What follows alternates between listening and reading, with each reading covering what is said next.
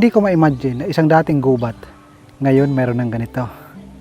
Meron akong mga nakita na wall light na solar.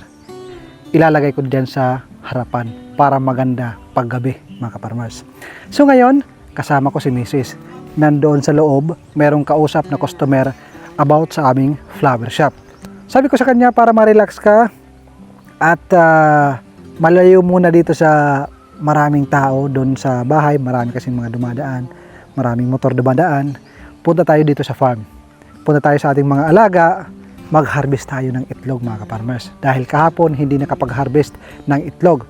So, sumusunod pa rin yung customer, kausap ni Mrs. dyan sa loob ng Triangle Farmhouse. Pagkatapos, sabi ko punta ka dito sa ating mga alaga dahil mag-harvest tayo ng brown egg.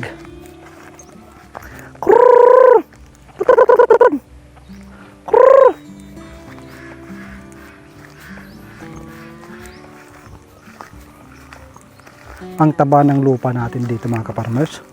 Alam nyo ba, pag na-sprayhan yan ng herbicide, yung nabulok na damo, para ba siyang nagiging fertilizer.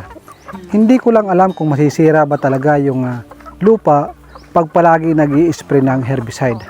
Yan lang po ang mga hindi ko pa alam. Sa mga nakakaalam, pa-comment na lang kung ano mangyayari kung palaging mag-spray ng herbicide. Pasilip nga ng mga itlog. Wow. Ang itlog ka.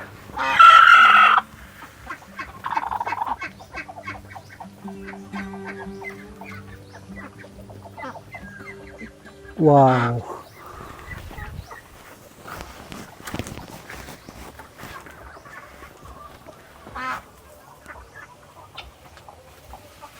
Wow.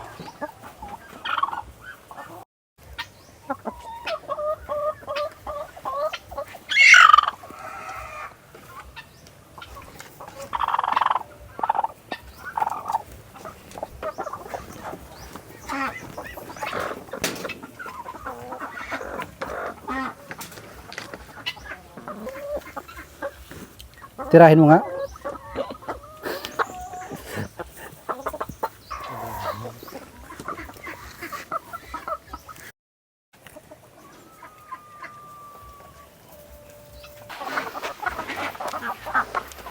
Kain mo.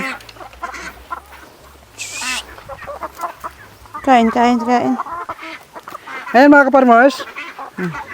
Nandito kami ni Mrs. dahil linggo ngayon. Sirado sa ating flower shop. Kasama ko si Mrs. dito sa ating mga alaga. Good morning. Good morning pa ba? Good morning pa. Maaga pa. Maaga pa. Mainit ngayon. Katatapos lang namin ni Mrs. doon sa Lechonero. Doon kay Jane Ruiz Lechon. Sarap pa amuyin yung kanyang lechon. Lechon House. Ruiz Lechon House. Ruiz Lechon House. Ay, ayaw nyo nang mainit. Dito. Gusto nila ng makulimlim. Makulimlim talaga. Pag makulimlim, umuulan yan. Umuulan ba? Sorry naman. Ayaw nila. May mga nangingitlog tayo ngayon. Actually, mga kaparmers, nandito kami para mag-harvest ng itlog, mga kaparmers. Dahil kahapon, Sorry. hindi kami nakapag-harvest ng itlog. Itali natin yan. Mamaya, tangkay na lang yan. Bus na yan mamaya. Okay. Nagagalit siya, oh. Yan, mga kaparmers, dahil natatakot si Mrs., baka tukain siya. Hindi yan nanunuka dahil mabait yung ating mga alaga. Sige na, ikaw na mag-harvest. Ikaw doon manuka. Ikaw kumuha doon. Kasi tumatayo yung buhok niya. Tingnan mo, nagagalit. Sige, hawakan mo nga ulit. Give us. Ikaw nga, Papa. Give us ka dyan. May sinayin mo ka, isawa ka waring alam. Pahingi ng egg. Tanggalin mo siya. Tanggalin mo, hawakan mo, punta mo rin sa labas. Doon ka. Ayan, Ayan. Ganda ng mga itlog nila ngayon. Meron siyang dark brown, mayroong light brown. Dahan-dahan sa likod mama ha, dahil mayroong pako. Oo. Sige na, ikaw na dito. Ba't ka natatakot dyan? Kasi tingnan mo tumatay yung buhok niya. Hindi pa niya siguro ako kuan. Yan, ang bunjing, buyag. Daming itlog mga kaparmers. Marami na naman tayong lulutuin. Rotoin talaga. Egg is life. Di ba pwedeng ibenta muna para makabawi tayo sa feeds? Sige, benta natin to. Mga ka-farmers, baka gusto niyo ng brown egg. Mabigat ha? Dyan.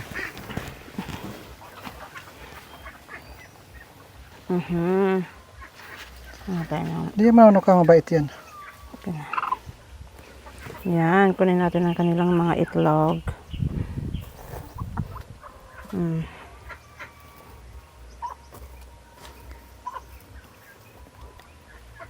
Brown na brown talaga. Bilisan mo Ito dahil light. pupunta pa tayo sa piyesta mamaya. May mesta pa tayo. Ganun ang buhay dito sa Probinsya. probinsya mga kaparmers. Ayan. Kumusta naman ang buhay sa inyong lugar mga kaparmers? Ayan. Sa inyong mga lugar.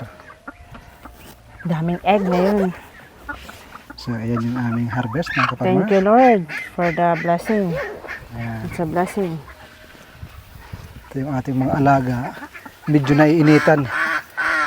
Malalaman natin na naiinitan dahil nakabuka yung kanilang mga bibig. Nainitan sila. Nandito sila sa may tubig oh. Pero May yung tubig pa kanyang sila? ventilation mga ka-farmers, yung kanyang sunshade ay ayos naman. Hindi ko maramdaman yung init, mahangin. Baka nauuwaw sila, Papa. May tubig pa ba May sila? tubig yan dyan. Purified yan yung ginamit kong tubig. Yung tubig ni Baby. Wow, social, Wilkins, distilled. Walang namatay sa ating Peking duck, Brad. Bakit may kulay blue yun? Ano nangyari? Tinuka kasi nito, nang tinuka na baklas yung balat. Okay. So, inisprehan, yung gamit natin is Quick Heal. Okay. Kaya pala. Maganda yung Quick Heal. Nasa 99 ata. Mga like that, mga 100. Isang spray lang mga ka-farmers, nag-dry ka agad yung sugat. Kahit sa ating alagang native na baboy, yun po yung ating ginamit. Good morning! Okay daw, kikit nila. Ang ganda tignan. Ito yung pinakamatanda. Naaalala nyo pa ba yung namatayan tayo ng 40? Ito yung 7 piraso na natira. Nilalaki na sila. Pag ganyan, na umiiwas sila, ibig sabihin mga busog yan. Kasi pag mga gutom yan, bubuksan nila to, tutukain.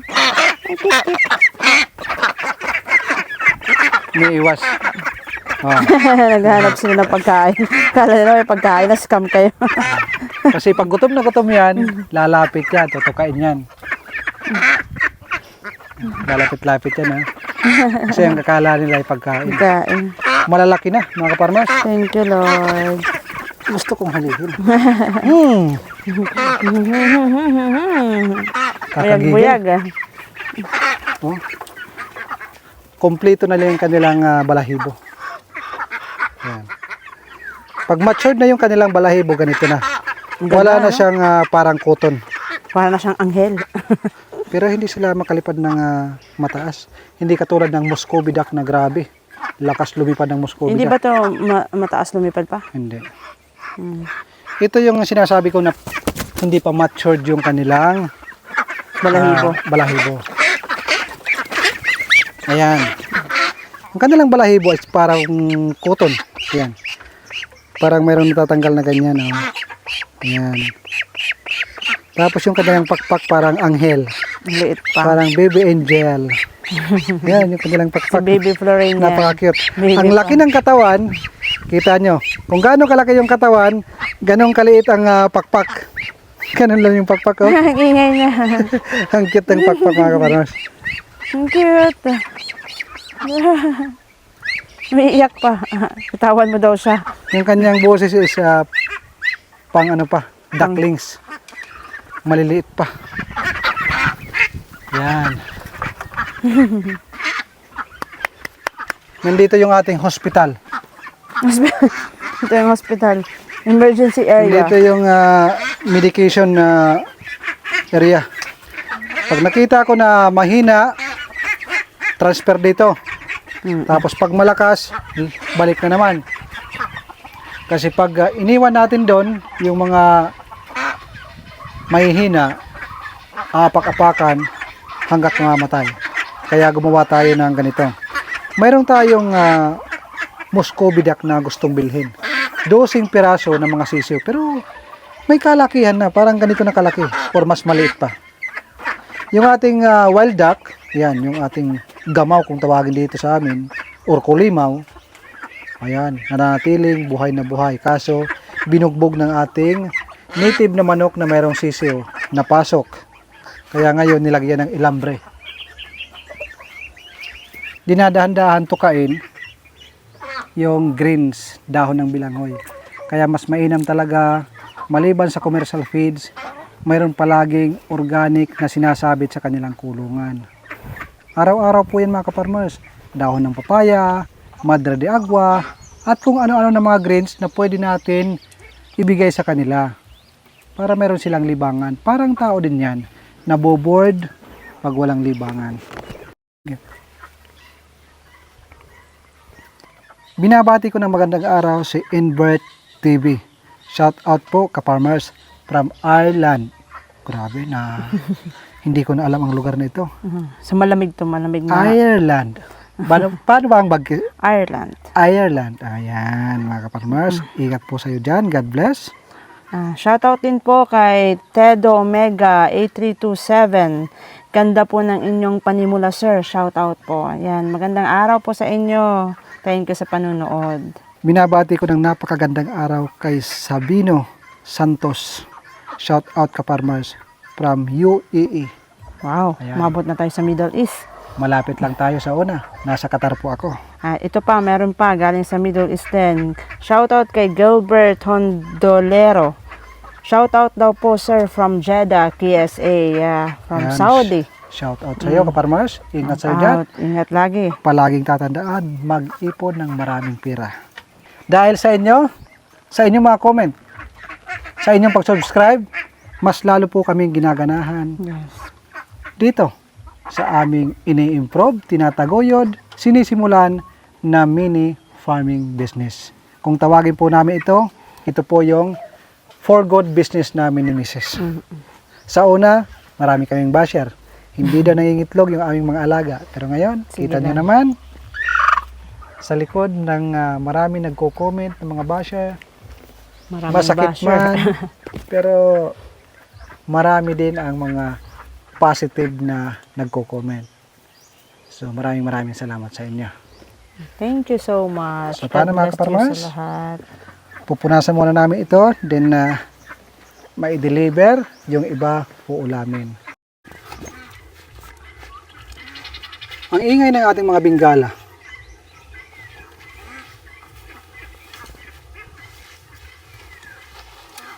Ang bilis lumaki ng ating kamuting kahoy, oh.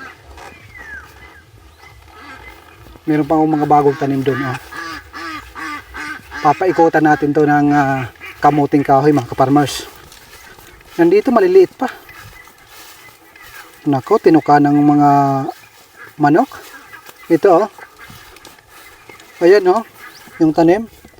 Ayan. Hindi makatubo dahil sa mga manok. Nag-spray kami ng herbicide. Ayan, dahan-dahan nang namamatay. Yung kugon yung aming ini-sprayhan. Kasi grabe. Malaking problema itong kugon. Ito yung part na ito. Diyan natin ilalagay yung ating mga papaya. Mga ilang weeks pa yan o buwan ang bibilangin. Excuse me.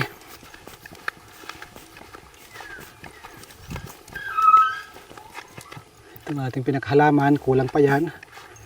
Mas marami kasing halaman, mas maganda dito sa ating Triangle Farmhouse. Ito yung aking sinasabi, nalalagyan ko ng wool light para yung reflect, shadow, magkakaroon ng magandang design. Lalo na pag madilim, pag sapit ng gabi. Init dito sa loob, napakalamig. Sa mga nagsasabing mainit, hindi po mga ka-farmers. Maganda yung daloy ng hangin. Kasi dito bintana, dito pintuan. Tapos, dito sa harapan may bintana, sa likuran may bintana. Kumbaga, tumatagos yung hangin. Sa taas, hindi ganoon kalamig. Medyo mainit ng konti. Pero kayang tiisin, mga ka-farmers. Mas mainit pa rin doon sa bahay namin doon sa poblasyon. Pero dito, hindi mo ramdam ang init, mga ka-farmers. Preskong hangin ang iyong malalasap.